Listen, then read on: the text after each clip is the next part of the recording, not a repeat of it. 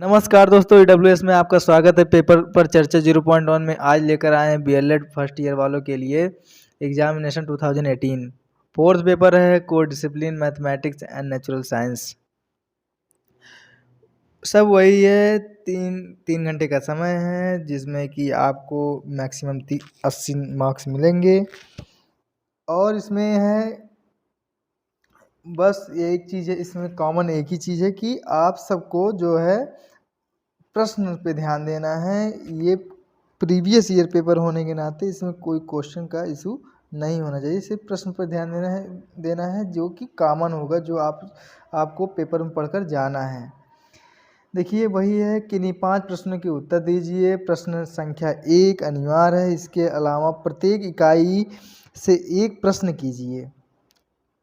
तो आगे बढ़ते हैं, ज़्यादा समय नहीं लेते हैं। 50 से 100 शब्दों में आपको सभी प्रश्नों के उत्तर देना है। सभी प्रश्न 8 नंबर के हैं। ये सब मायने नहीं रखता क्योंकि आप सबको प्रश्न और टॉपिक क्लियर करके जाना है। विद्यालय पाठ्यक्रम में गणित का महत्व जो होता है उसके बारे में लिखना है। पॉइंट टू पॉइंट वाइज लिखना है और पढ़ के भी जाइएगा। गणित पढ़ने के उद्देश्य लिखिए। दूसरा प्रश्न हो गया है। तीसरे प्रश्न में आते हैं, विज्ञान से क्या तात्पर्य है। चौथा, विज्ञान शिक्षण के उद्देश्यों को लिखिए। पांचवा प्रश्न आता है, शीशे के एक टुकड़े का वजन 232 ग्राम है तथा आयतन 20 सेंटीमीटर है, तो शीशे का घनत्व बताइए। तो इसको हम आइए थोड़ा इस पर देख लेते हैं। तो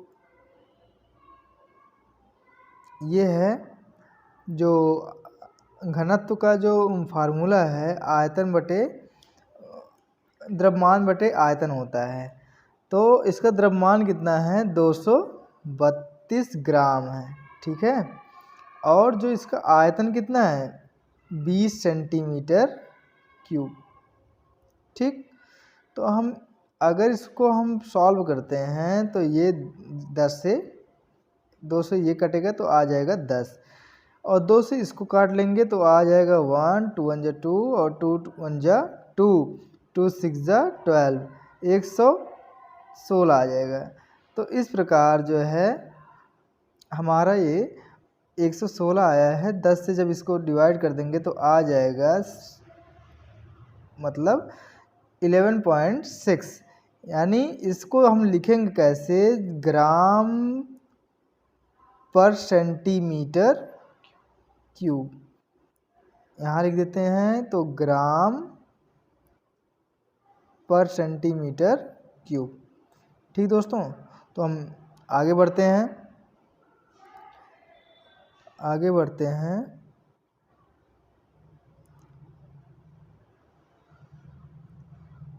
पौधे में परिवहन से क्या तात्पर्य है।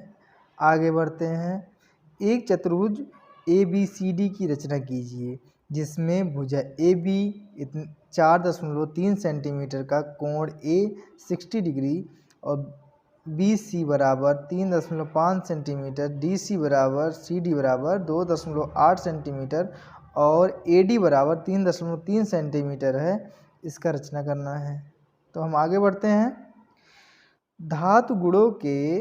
धातु के गुणों का वर्णन करना है। इसके बाद जो आता है हम उसमें यही बताए हैं कि क्वेश्चन जो है कॉमन है, ये ध्यान देना है क्वेश्चन क्या क्या हमारे पेपर में आ सकते हैं।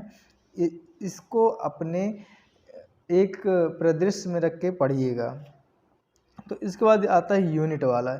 यूनिट में क्या है कि इसमें आपको एक प्रश्न करने हैं, दो प्रश्न दिए होंगे, एक प्रश्न करने हैं।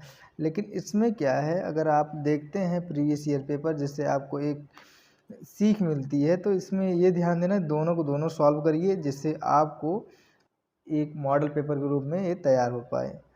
तो गणित से क्या तात्पर्य है। गणित शिक्षण के उद्देश्यों को व्यवहारगत रूप में लिखने का आवश्यकता की विवेचना करना है। आगे बढ़ते हैं। गणित का विषय क्षेत्र लिखिए। एक विषय और अनुशासन के रूप में गणित के विकास का वर्णन कीजिए। यूनिट नंबर 2 आता है, क्षेत्रफल को परिभाषित कीजिए। एक आयताकार पार्क का क्षेत्रफल 2160 मीटर स्क्वायर है तो पार्क की लंबाई और चौड़ाई 5:3 का अनुपात है।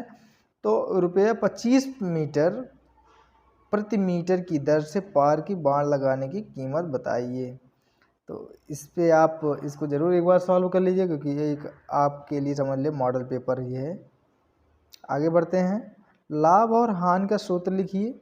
एक विक्रेता अपने ग्राहक को 25% छूट देता है, फिर भी वह 25% का लाभ कमाता है।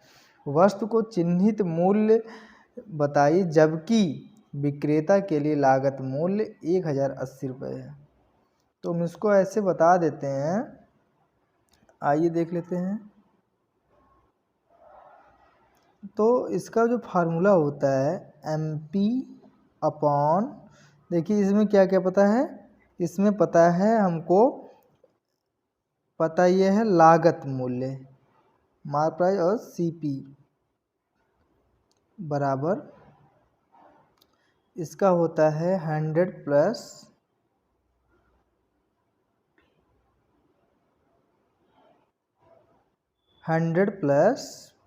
P, क्योंकि प्रॉफिट है, डिवाइड 100 माइनस डिस्काउंट यानी D। ठीक, तो अगर यहाँ ध्यान देंगे प्रॉफिट कितना है 25% का, तो ये हो जाएगा 125 और ये कितना हो जाएगा 75 हो जाएगा, क्योंकि डिस्काउंट 25% का। इस प्रकार से इसको सॉल्व करिए। सॉल्व करने के बाद जो आएगा कितना आएगा, 25 तियाँ 75 और 25 पंचे 5/3, ये रेशियो आया है। और इसका CP का जो प्राइस है 1080 है। क्या है, 80 है, 1080। बाकी आप मल्टीप्लाई करके निकाल लीजिएगा। ठीक है, आगे बढ़ते हैं। विज्ञान के क्षेत्र का वर्णन कीजिए। विद्यालय पाठ्यक्रम में विज्ञान के महत्व की विवेचना कीजिए। ये प्रश्न है।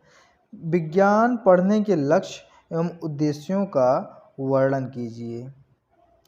आगे आते हैं। उबलना या भाप बनना से क्या तात्पर्य है। उबलना तथा वाष्पीकरण के मध्य जो है अंतर लिखिए। इसमें ये ध्यान देना है 6 से 7 पेज लिखने हैं और पॉइंट अधिक से अधिक होने पे ही नंबर ज़्यादा से ज़्यादा गेन कर पाएंगे। इसके बाद आता है अगला प्रश्न है, उदाहरणों सहित भौतिक एवं रासायनिक परिवर्तनों का वर्णन कीजिए। इसी के साथ हमारा प्रश्न होता है ख़त्म। और अगर हमारा ये जो वीडियो अच्छा लगा हो तो लाइक करिएगा, शेयर करिएगा, सब्सक्राइब करिएगा। और इतना ध्यान से सुनने के लिए आपको बहुत बहुत आभार, धन्यवाद।